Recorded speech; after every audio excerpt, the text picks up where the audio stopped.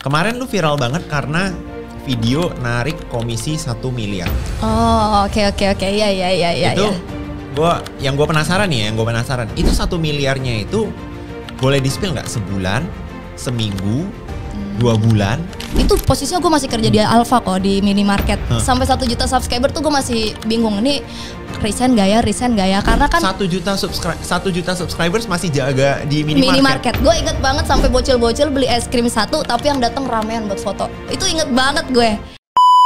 Karena gue ngerasain dulu kok, ngerasain viewers banyak tapi yang check out dikit gitu. Ibaratnya orang cuma pengen lihat guanya doang gitu kalau live ya, Dan gue pernah ngerasain live 2 jam cuma dapat 100.000 kalau ya, bener GMV-nya. Pertanyaan yang pasti teman-teman semua pengen tahu, emang duitnya banyak? Nah gitu loh. Karena ya masa komen doang bisa dapat duit? Jangan-jangan dapatnya cuman 1 sen. Nah, jadi bilangnya gitu tuh. Ya kalau gue udah ngelewatin gajinya ya, gaji tuh naik turun. Ya alhamdulillah gede sih kok. Gue paling besar waktu itu dari Facebook Pro hampir 200 juta. Cuma posting itu video. Berapa lama tuh? Sebulan. Hah? Ismi, selamat datang di podcast gue. Wah, akhirnya ya. Akhirnya. Gue excited banget karena menurut gue kita punya banyak topik-topik yang bisa kita bahas di podcast ini dan itu menarik karena kita punya banyak kesamaan. Yang pertama, kita sama-sama kreator, benar, ada di industri yang sama. Ya. Yang kedua, gue lihat lu juga lagi sangat menggeluti affiliate. Dimana gue aktif banget di sana. Ya. Dan lu juga sekarang lagi punya digital produk sendiri, bener gak? Benar. Produk edukasi ya. Iya. Kita bakal bahas dan bedah satu-satu. Cuman gue penasaran gue kemarin lu viral banget karena video narik komisi 1 miliar. Oh, oke. Iya. Itu yang gue penasaran itu 1 miliarnya itu boleh di-spill nggak? Sebulan, seminggu, 2 bulan? Karena banyak teman-teman di sini kan, gue baca di kolom komen banyak yang ini pasti sengaja ditahan nih, jangan-jangan 2 tahun nih, 2 tahun 1 M gitu loh.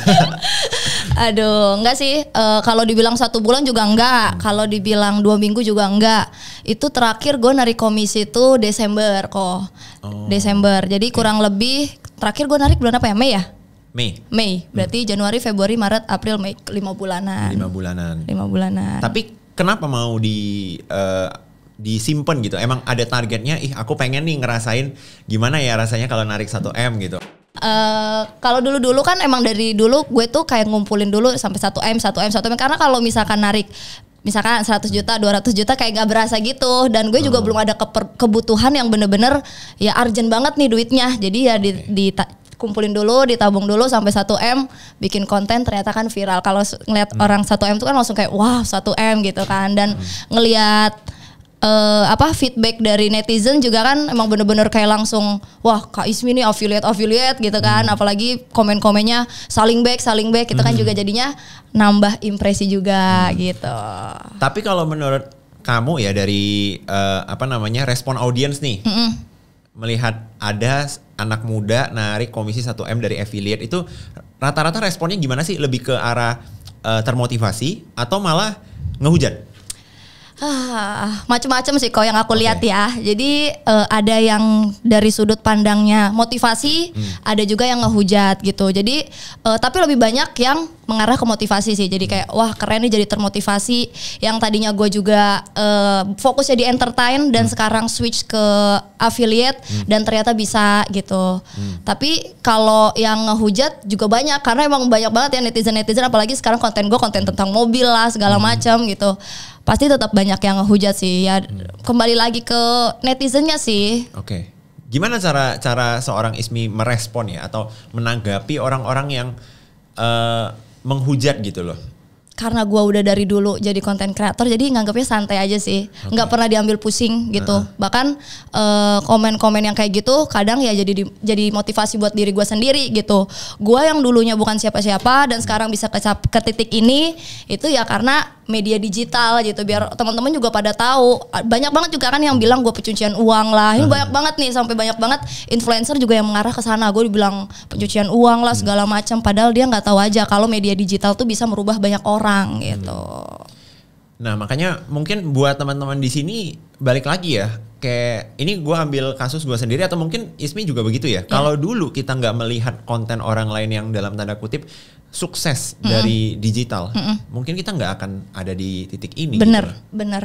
Kayak kita mau bekerja keras sampai ke titik ini kan pasti trigger di awal itu adalah melihat orang lain dulu. Wih, ternyata dia bisa ya. Ternyata dari TikTok bisa menghasilkan ya. Udah gue masuk deh.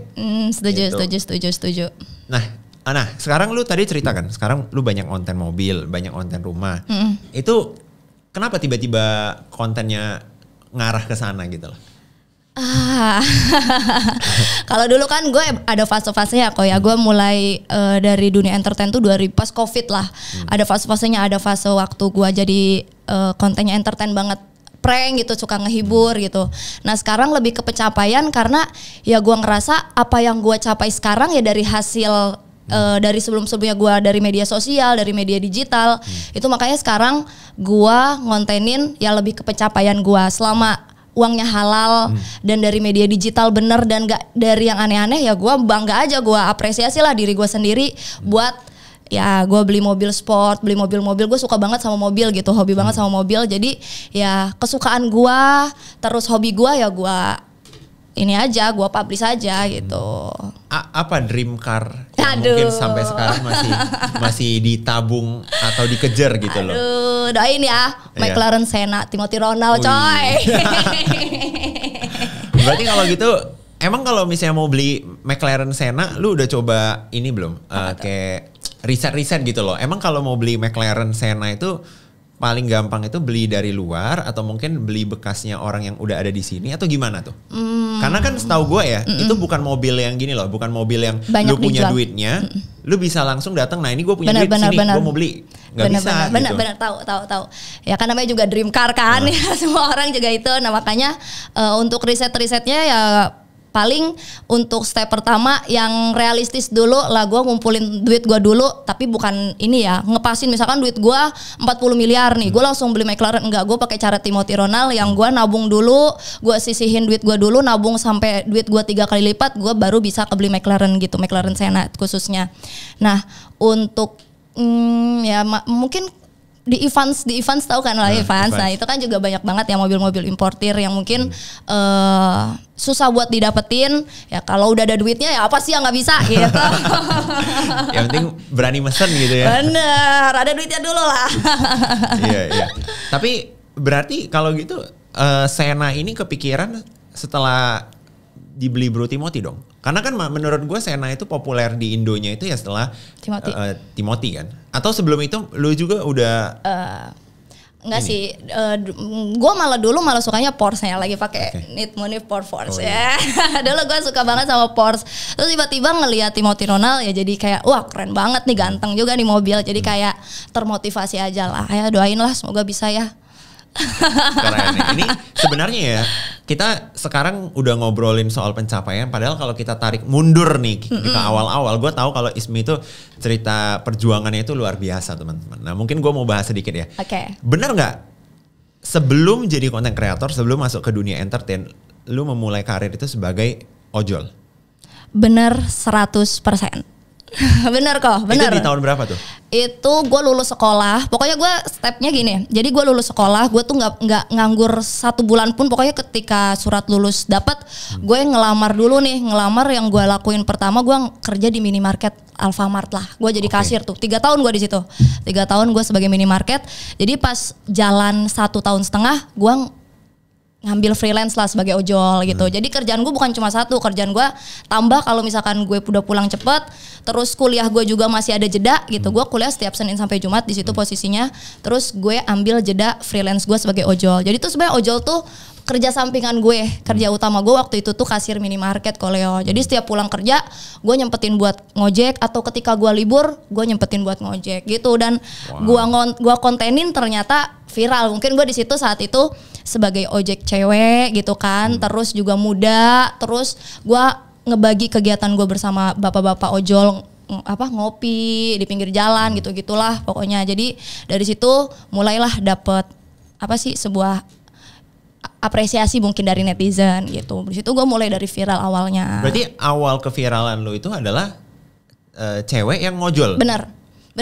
Dan titik baliknya waktu boom banget sampai masuk berita-berita itu waktu gue ikutan demo sih kok. Jadi ikutan demo sama ojol-ojol, di situ gue langsung dapat banyak kayak masuk berita gitu-gitulah dari situ. Nah makanya gue langsung gunain ke sosial media gitu.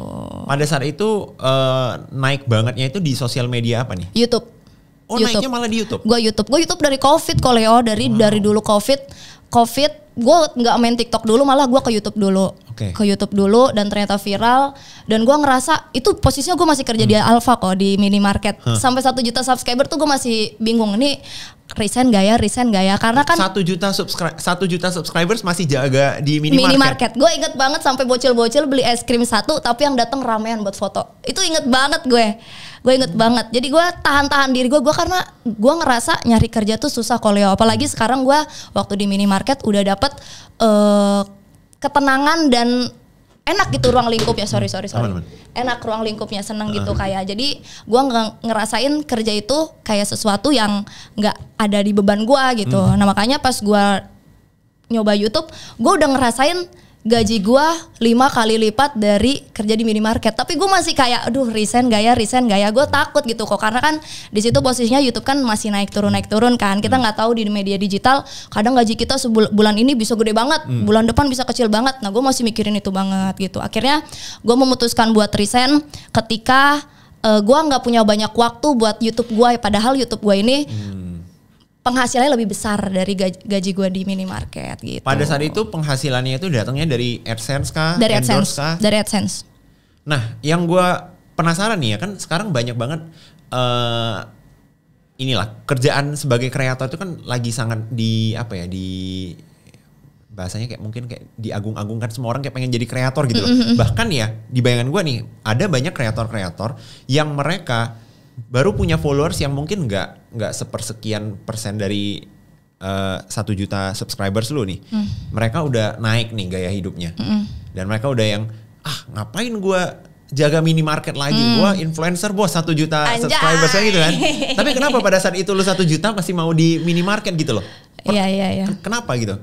Karena ya itu gak ada gengsinya gitu, gue influencer. Anjay, enggak sih, untungnya karena gue dulu emang terlahir dari keluarga sederhana kok Leo. Bapak gue di situ posisinya jadi supir taksi di situ. Terus nyokap gue buruh pabrik. Jadi gue kayak udah terbiasa hidup sederhana. Bahkan sampai sekarang pun kalau lu nanya biaya hidup gue sebulan berapa, bisa di angka 2 jutaan. Untuk beli baju aja gue jarang banget gitu. Kalau nggak dapat endorsan atau nggak dapat dari produk, gue jarang banget beli baju, dan baju gue murah-murah, dan biaya makan gue wah luar biasa hemat banget sih kok. Mungkin ini yang salah satu ngebuat gue bisa beli mobil, beli rumah segala macem, karena gue suka menabung dan biaya hidup gue tetap sama pas gue ngojol gitu. Pas gue ngojol dari dulu, walaupun gaji gue udah berkali lipat dari dulu, dari yang zaman-zaman dulu, tapi gaya hidup gua, biaya hidup gua masih sama gitu. Jadi nggak ada gengsi-gengsi sih. Bahkan sampai sekarang tadi kita berangkat, kita ke warteg dulu makan gitu bareng-bareng sama timku gitu. Jadi emang ya untungnya ya aku udah terlahir dari yang kayak gitu, nggak ada gengsi-gengsi sama sekali kok Leo gitu. Iya. Dan akhirnya setelah memutuskan untuk resign, apa nih konten-konten baru yang lu keluarkan sehingga akhirnya bisa makin melejit lagi gitu. Waktu resign, karena di situ kan lagi viralnya prank-prank gitu kok. Nah aku pakai keluarga sih, prank orang tua, prank hamil segala macam, itu viral banget sih alhamdulillah. Di YouTube tuh bisa tembus jutaan lah. Nah di situ mulai titik baliknya tuh di situ dapat cuan dari YouTube tuh luar biasa gede gitu sih. Cari-cari jodoh di aplikasi gitu-gitulah. Pokoknya lebih ke have fun sih dulu di YouTube tuh, konten-kontennya kayak gitu kalau ya. Dan akhirnya udah sekarang kan pindah nih, udah mulai kontennya itu udah nggak lagi entertain lah, udah nggak lagi yang full entertainment. Kenapa akhirnya memilih untuk kayak shifting gitu? Apakah entertainment menurut lu udah kayak susah naik atau udah bosen? Bukan ini sih ya, lebih ke ngikutin arus dan zaman media sosial. Jadi kita tuh kalau misalkan nih, gue udah dapet titik entertain, tapi kita ngelihat nih affiliate sekarang kan luar biasa ya. Kalau nggak kita kejar, ya kita mau nggak mau ketinggalan gitu sama yang lain. Kayak contoh artis Atta Halilintar lah, dulu kan dia entertain, walaupun sekarang entertain masih jalan, tapi dia tetap ngejar apapun yang lagi cuan gitu, yang lagi cuan. Jadi ya kita sebagai influencer atau disebutnya nih kita influencer ya, konten kreator bener, konten kreator. Jadi mau nggak mau kita harus berkembang ngikutin arus gitu, ngikutin arus. Kalau misalkan lagi ramenya sekarang di Facebook, ya cuannya ada di Facebook kejar, ya di Shopee affiliate kejar, di TikTok Shop kejar. Jadi ya kita harus ngikutin arus terus sih Koleo. Walaupun sebenarnya di akun pertama itu kan tadinya kebentuknya entertain dan sekarang berubah jadi affiliate. Jadi nggak mau ya gue harus ngebentuk akun gue jadi akun jualan gitu. Tapi gue punya akun cadangan yang akun kedua ini buat lebih ke entertainmentnya gitu. Walaupun ya gue kehilangan banyak apa sih personal branding gue yang dulu gue bangun di YouTube gitu. Tapi ya mau nggak mau kita harus ngikutin zaman. Jadi ya yang cuan yang dikejar gitu. Kalau menurut lu sekarang nih, misalnya nih ada teman-teman di sini ya yang baru mau mulai jadi konten kreator. Lu kan udah pengalaman lama banget nih sebagai konten kreator di dunia perkontenan ini kan. Berarti kan udah merasakan susah gampangnya itu udah paham lah. Kalau misalnya teman-teman di sini ada yang baru mau mulai jadi konten kreator, lu bakal saranin fokus di platform apa dulu nih? TikTok. Kenapa? Karena mulainya nggak di TikTok? Iya, tahu. Tapi gue lihat sekarang banyak banget konten kreator baru yang gampang terkenal dari TikTok. Yang gampang terkenal dari TikTok. Maksudnya algoritmanya, FYP-nya sekarang TikTok tuh begini ya. Kita bikin konten apa ya? Misalkan apapun itulah pokoknya. Dia lebih gampang nangkepnya gitu daripada Instagram. Kalau Instagram lebih ke lovers lah, misalkan fans-fans yang emang udah dari TikTok ke Instagram biasanya gitu. Apalagi kalau YouTube lebih harus ekstra lagi ngebangun personal brandingnya, lebih tahu dulu dari mana kita harus mulai konten apa dulu nih yang lagi rame gitu. Untuk sekarang sih gue lihat TikTok sih. Dan kenapa akhirnya seorang Ismi memutuskan untuk jadi affiliate di TikTok ya? Karena cuan Pak. Tapi kan di awal belum merasakan cuannya dulu. Maksudnya kenapa ya. bisa melihat ada potensi cuan di sana? Karena, sampai akhirnya ternyata keputusannya kan bener, narik komisi 1M. Iya sih. Karena ya gue lihat nih banyak banget artis yang udah pada turun ke sini nih gitu. Jadi kalau jangan sampai gue telat masuk gitu lah ibaratnya gitu. Jadi ketika banyak artis yang turun ke sana, gue lihat wah gila ini TikTok ngasilin cuannya luar biasa banget ya. Jadi ya mau nggak mau gue harus terjun, jangan sampai terlambat gitu. Dan ya gitu sih alasannya Koleo. Di tahun berapa itu pertama kali mulai affiliate di TikTok? Karena ini dari pengalaman aku ngobrol sama teman-teman kreator, terutama yang mereka udah gede followersnya ya, mereka itu merasa nggak mau turun apa ya, seakan-akan itu kayak turun level gitu loh. Misalnya gue udah biasa di endorse gitu loh. Gue udah biasa di endorse. Lu kalau mau produk lu gue promosin harganya segini nih biasa. Lah ngapain lu kagak bayar gue promosiin lagi cuma dapat komisi. Bener. Terus apalagi ngerusak viewers ya. Biasanya konten kreator tuh banyak yang ngeluh gitu kan. Iya. Karena gimana? Enggak, maksudnya kenapa yang dari awalnya lu kan berarti pasti udah ada rate endorse dong. Kenapa akhirnya mau shifting? Oke, enggak apa-apa deh gue affiliate deh. Lu kasih gue komisi aja deh gitu. Iya. Karena yang pertama kalau kita ngikutin mengharapkan endorse mulu, ibaratnya endorse tuh orang yang uang yang nyamperin kita gitu. Itu tuh bonus. Kalau affiliate kita yang ngejar uangnya gitu. Jadi ibaratnya gitu. Jadi makanya gue memutuskan buat affiliate karena yang pertama algoritma TikTok tuh sekarang banyak banget. TikTok tuh udah kayak ngarahin, ayo nih affiliate nih lo semua nih ya. Ada dibantu boost juga dari TikToknya segala macam, disupport lah segala macam dari manajemen.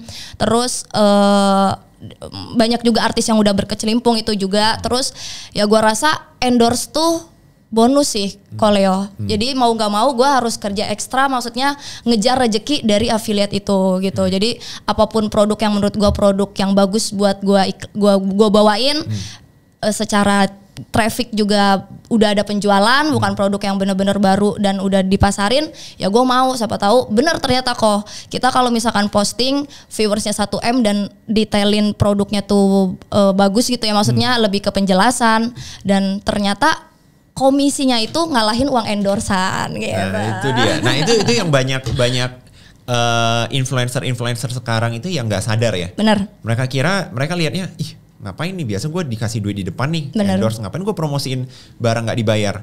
Ih lu aja nggak tahu kalau view lu banyak, apalagi videonya ke boosting iklan lagi, GMV gede, komisinya melebihi rate endorse lu. Bener, apalagi kalau video kan udah tetap ada keranjang kuning selamanya. Jadi kalau misalkan kita tinggal tidur, kita bikin video baru, ternyata dari komisi yang video-video lalu masih ada penjualan kan dapat uang juga kan. Berarti sekarang ini dong, tiap bangun lihat, padahal nih baru bangun nih, belum kerja nih.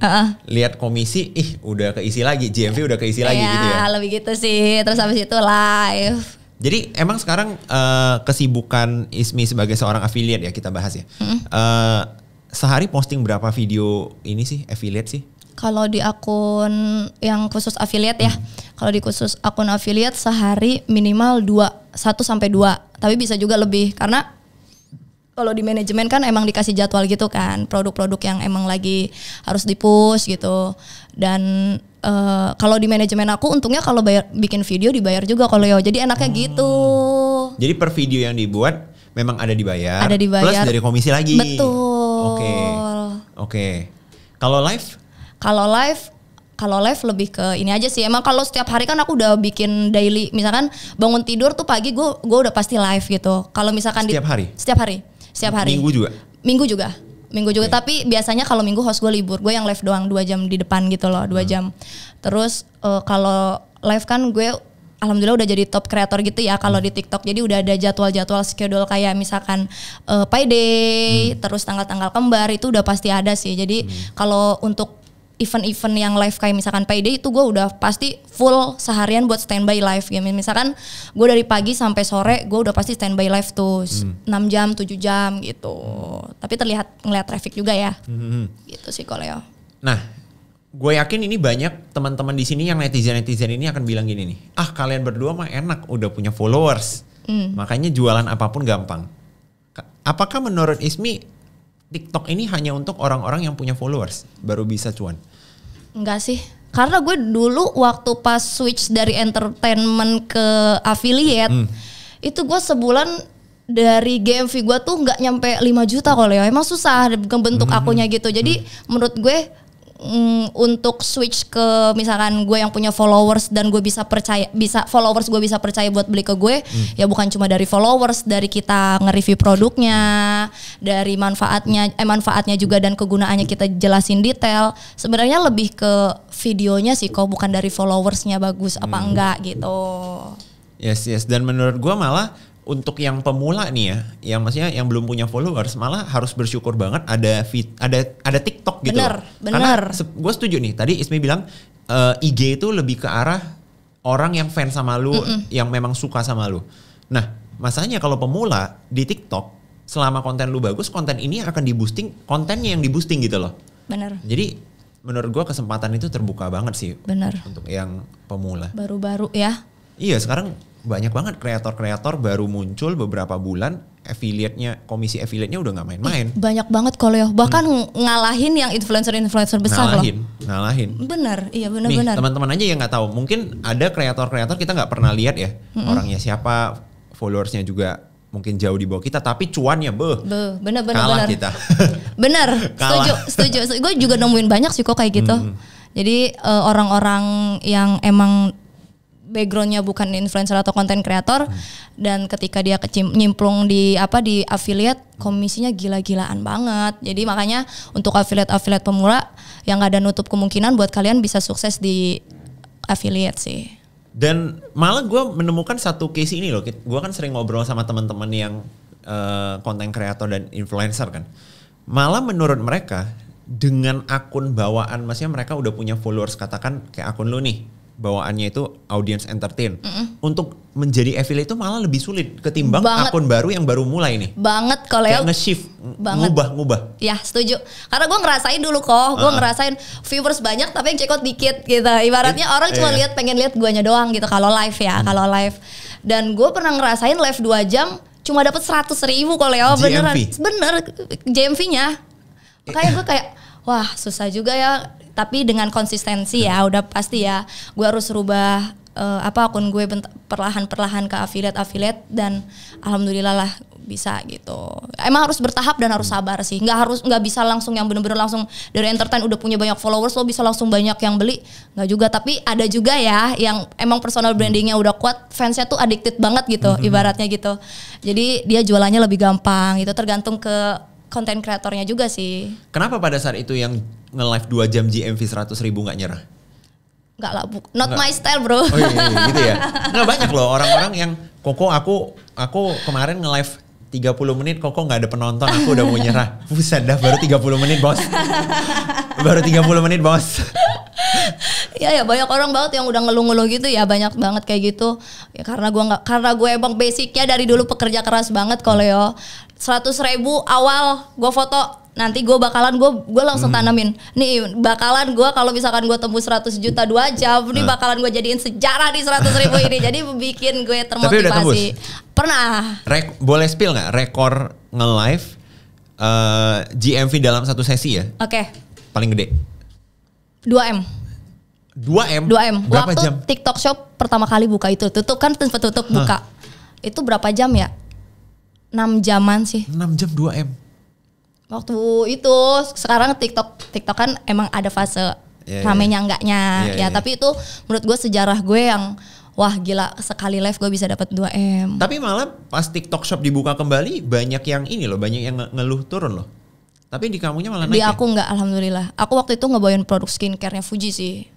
Oh. Gitu. Iya. Wah, gila guys. 2M 6 jam. Ini kalau misalnya kemarin lu yang 100.000 nyerah, udah nggak dapet tuh 2M. Iyalah pastilah. Makanya pelajaran yang dipetik, jangan ngeluh capek, jangan ngeluh aduh ini gue baru dapet segini. Konsisten dulu aja, jangan kebanyakan ngeluh gitu. Kalau dibilang capek, gue juga capek bos. Iya. Seisi dunia juga capek. Bener. Cuman kita nggak berisik doang guys. Gitu. Oke, nah gue jadi mau nanya nih. Sekarang seorang Ismi nih ya, banyak sekali teman-teman kita, netizen terutama itu kan ngelihat lu itu dari hasilnya doang. Benar. Sudah melihat ini nih hasil. Tapi dia nggak tahu sebenarnya perjuangan lu bahkan sampai sekarang ya untuk ibarat kata kerja itu sekeras apa. Boleh di-spill nggak kalau seorang content creator emang bisa dapat sumber penghasilan itu dari mana aja sih untuk sekarang nih? Untuk sekarang ya, yang gue lihat ya, yang gue lihat content creator udah pasti TikTok affiliate ya, itu mah udah pasti lo harus cepet ikutan arusnya nih, mumpung emang lagi hype banget affiliate bisa ngasilin cuan sebanyak-banyaknya. Terus Facebook Pro sih Koleo, Facebook Pro. Terus gue juga main semua, gue main semua sosial media kok. Snack video gue main sampai sekarang pun, walaupun cuannya nggak banyak banget ya. Snack video bisa cuan dari mana nih? Videonya dari viewers. Oh, AdSense, kayak AdSense gitu? Iya benar, dari viewers dia. Dari viewers. Terus Shopee affiliate gue main juga. Jadi gue mirror yang dari TikTok ke Shopee, gue suruh share terus. Ini lah. Sebanding gak? Atau tetap lebih gede TikTok? TikTok, lebih gede TikTok. Tapi kan ya gue kan namanya juga sebagai content creator, gue pengen garap semua sosmed gitu loh. Kalau maksudnya biar ketika gue selalu punya prinsip, kalau kita punya kerjaan tuh kita harus mulai atau munculkan keran-keran yang lain. Jadi ketika satu keran ini nanti mati, jadi gue masih ada keran nih. Jadi ya gue nerapin itu sampai sekarang. Facebook, Capcut, terus juga udah sih yang gue mainin Instagram dari endorsement, YouTube dari short gue aktif. Tapi yang emang lo harus kejar sekarang dan cuannya gede, TikTok sama Facebook sih. Oke. Nah ini gue mau bahas nih karena gue sering banget nontonin konten lu bahas tentang Facebook Pro.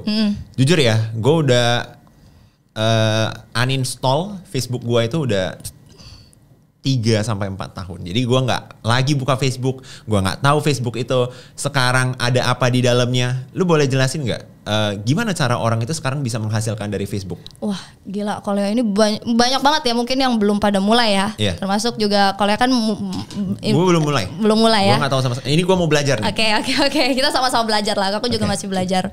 Jadi Facebook ini sekarang bisa ngasilin uang dari video, foto, balas komen, bikin status, dapat dolar. Wow. Dapat dolar. Nah, ini cara biar dia dapat dolarnya semakin gede ketika kita dapat viewers banyak gitu dari videonya. Terus kalau dari Facebook dari likes, dan balesin komen juga biasanya dari likes-nya juga gitu. Jadi ketika kita dapat likes, kita bisa dapat dolar juga. Gitu Koleo.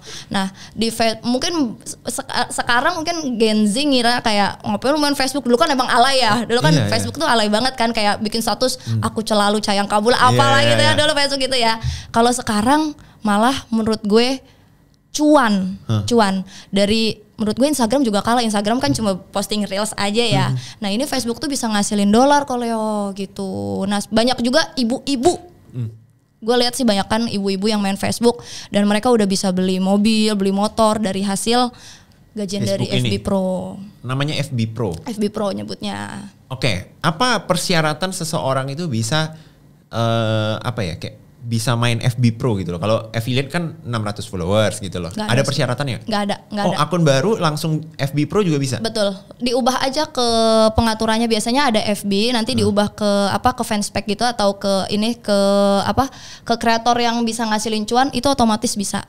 Tapi yang menurut gue sulit itu di Facebook tuh punya kebijakan sendiri ibaratnya monetisasi gitu.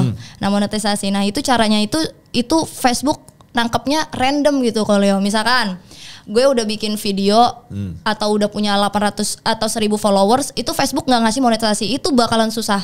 Tapi lu yang gue tangkap sih yang gue lihat dari orang-orang ya konsisten aja bikin konten nanti otomatis Facebook ngasih monetisasinya kebuka sendiri gitu. Oke. Nah berarti di Facebook ini sistemnya itu bukan jualan ya? Bukan, video. Kita posting video, kalau banyak yang nonton kita dapat duit. Dolar, betul. Kalau banyak yang nge-like, kita dapat duit. Kalau kita komen dan orang nge-like komen kita juga dapat duit. Betul. Oke, pertanyaannya nih, pertanyaan yang pasti teman-teman semua pengen tahu. Emang duitnya banyak? Nah gitu loh. Karena ya masa nonton, masa komen doang bisa dapat duit? Jangan-jangan dapatnya cuman 1 sen. Nah, jadi bilangnya gitu tuh.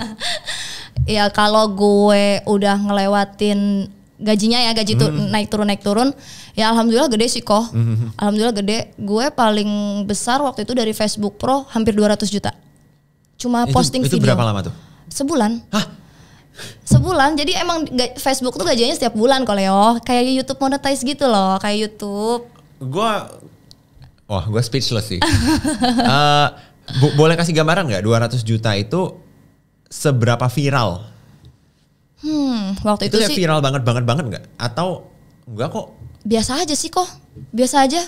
Pokoknya video gue tuh tembus jutaan terus pasti ya, tembus jutaan terus dari video itu bisa disawer juga kalau ya banyak banget saweran yang masuk gitu. Orang-orang tuh pada ngasih bintang, ngasih saweran itu masuk juga ke dalam penghasilan. Jadi dari video jutaan viewers itu bisa ngasilin cuan gitu. Walaupun kalau misalkan lagi drop ya drop gitu. Apalagi kemarin sempat Facebook tuh sempat ada kendala dolar turun, itu juga pasti kita ngalamin gitu-gitu. Oke. Nah, jadi Facebook Pro ini biasanya gue penasaran nih, yang main dan monetize dari Facebook Pro itu biasanya itu kreator besar kah, artis kah, atau malah orang biasa ibu-ibu di rumah? Orang biasa kebanyakan yang gue lihat, karena gue lihat kan algoritma TikTok, Facebook beda-beda ya, beda-beda. Dan gue lihat Facebook tuh lebih banyak ibu-ibu kalau sumpah. Mereka konten apa? Lebih keseharian yang ringan-ringan, nggak pernah di cut and cut gitu. Dan Facebook nangkapnya sukanya kayak gitu. Aku konten-konten yang niat gitu, bahkan yang udah kayak di cut-cut atau diedit segala macem, malah viewersnya banyakan yang kayak cuma seberjalannya aja gitu. Dan aku lihat ibu-ibu tuh suka karena di Facebook banyak ibu-ibu, mereka tuh lebih nge-share keseharian dia masak, terus ngurus anak gitu-gitu dan tanpa di-cut-cut, jadi kayak senatural mungkin gitu sih. Wow, ini gue benar-benar speechless. Gue kayak gue kayak baru menyadari kayaknya gue miss out sesuatu yang sangat besar nih. Tapi boleh nggak video itu kita mirroring aja? Mirroring gimana? Misalnya dari TikTok nih, gue udah produksi video, gue posting juga nih di Facebook Pro. Boleh banget. Boleh banget.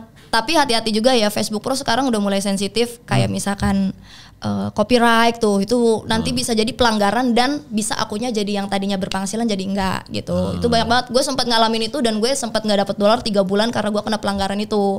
Jadi dari Facebooknya dikasih pembatasan, gue nggak dapet cuan dari Facebook lagi. Nah makanya itu harus hati-hati. Kayak misalkan kontennya yang kayak dulu udah pernah diupload terus diupload lagi, jadi nangkepnya Facebook tuh itu konten sama kayak dulu gitu. Itu juga bahaya juga buat pelanggaran gitu-gitu sih kalau sensitif juga Facebook, jadi emang kayak harus hati-hati juga gitu. Apa beda algoritma TikTok dan Facebook menurut lo nih? Misalnya gue sebagai orang yang udah kebiasaan di TikTok, gue udah ngonten, gue pede lah dengan konten yang gue posting di TikTok. apa bedanya algoritma dengan Facebook? Bedanya yang gua tangkep, Facebook tuh lebih suka apa adanya dan kesederhanaan gitu loh. Kayak misalkan kontennya nggak terlalu berat banget gitu loh. Kayak yang ya udah sejalannya aja gitu. Yang gua tangkep ya, Berarti editan kita malah nggak boleh yang heboh, bahkan editan yang sampai pakai komputer gitu ngeditnya juga nggak perlu. Nggak usah. Menurut gue yang gue tangkap ya menurut gue ya, karena gue udah lumayan ngeliat juga. Bahkan yang udah sejalannya aja, kayak nggak perlu di-cut, nggak perlu diedit-edit. Cut juga perlu sih. Maksudnya nggak usah diedit yang berlebihan pakai sound effect segala macam. Itu malah yang cepet viral. Oke. Yang cepet viral. Siapa kreator yang sekarang gede banget di Facebook Pro tapi mungkin orang nggak tahu? Ada nggak?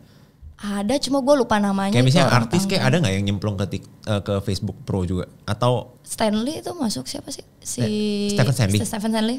Dia juga di Facebook. Ini rame terus dia di Facebook. Bro Stephen tuh diam-diam nyari duit di Facebook juga ya, nggak kasih tahu lo ya. Soalnya gue lihat dia aktif, banyak sih. Ray juga udah mulai aktif deh kayaknya. Oh Ray di juga? Facebook. Wah Gua Ray lu lihat aktif ya. di Facebook agak kasih tahu gue ya. Dan banyak juga sih, banyak lagi juga sih kok. Oke. Oh ini menarik sih, gue balik, gue langsung ke kantor, gue mirror ya, semua di mirror. Oke, nah tapi ini ya, kita di sini mencoba serealistis mungkin.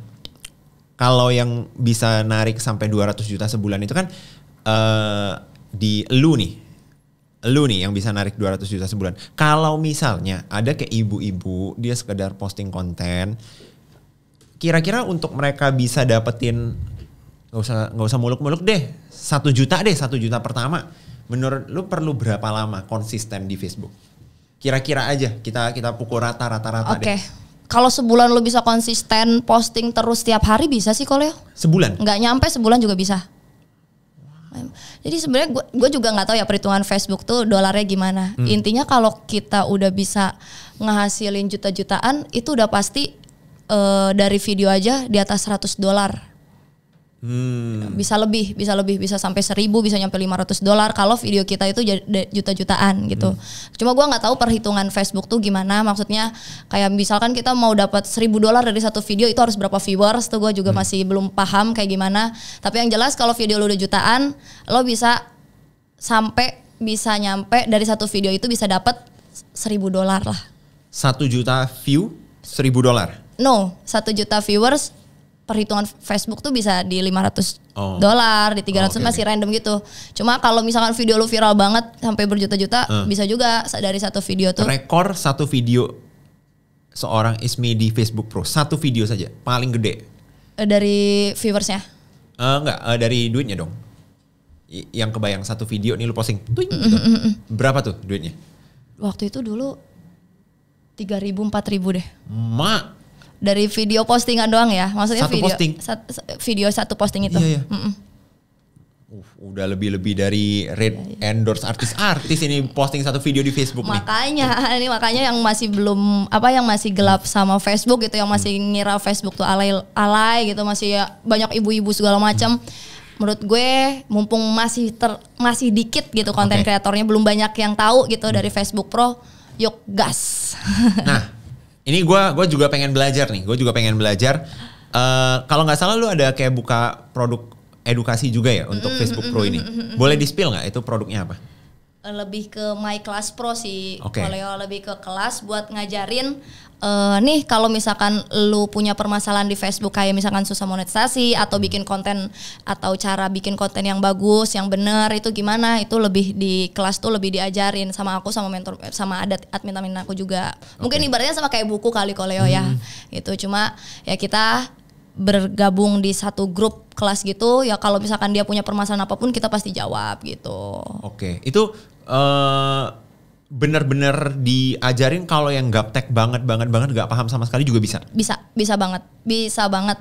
Cuma sekali lagi ya, kelas ini nggak bikin kalian misalkan gue masuk kelas ini bisa sukses gitu, nggak. Kembali lagi ke dirinya sendiri. Gue tuh cuma bisa ngarahin dan ngajarin nih kalau lu punya permasalahan ini, atau gue bingung nih cara ubah dari Facebook biar ke monetasi Facebook gimana, itu diajarin. Tapi kembali lagi ke dirinya sendiri. Kalau udah diajarin segala macam tapi nggak ngikutin arahan ya sama aja kalau gitu kan, ibaratnya gitu. Nah, Tadi boleh di-spill nggak harganya berapa nih? Kalau teman-teman di sini penasaran ya. Murah, Oke. nggak kayak ya murah lah. 149 ya, 149 dan seumur hidup. Seumur hidup. Seumur hidup. Itu boleh aktif nanya, konsultasi sama Boleh di grup banget. gitu ya. Oke, dapat apa aja nih? Modul, video. Iya, dapat modul, video, terus materi, Oke. kuis gitu-gitu sih. Oke.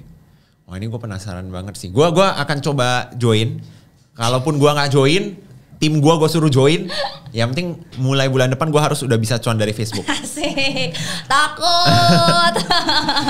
Anyway, mungkin buat teman-teman di sini gue taruh apa namanya link pendaftarannya di Boleh. deskripsi ya. Boleh.